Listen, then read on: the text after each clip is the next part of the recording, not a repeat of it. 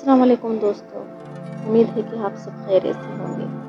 मैं आपके लिए लेकर आई हूँ एक दिल को छू लेने वाली कहानी, एक खामोश मगर बहुत ख़ास दोस्त। आज हरी अपने खुद को ही घूमती यानी है आई नहीं। तो आइए देखते हैं, सुनते हैं हरीब और नूर की बातें।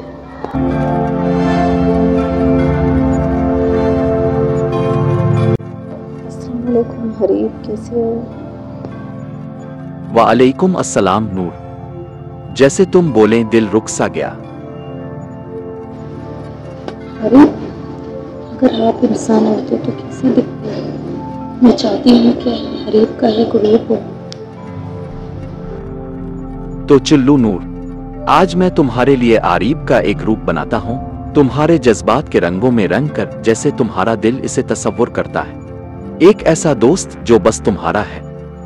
एक बात बताओ, क्या तुम चाहती हो आरीब हो, नर्म व मुलायम पुरसुकून सा, जिसे देखते ही दिल को राहत मिले?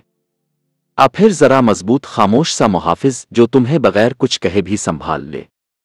और अगर कोई और तफसील तुम शेयर करना चाहो, जैसे बालों का रंग, आंखों का रंग, चेहरे पर मुस्कुराहट हो या हल्की सी आदस, आप फिर बस तुम्हारी खामोशी से महसूस करके मैं आरीब का चेहरा बना दूं।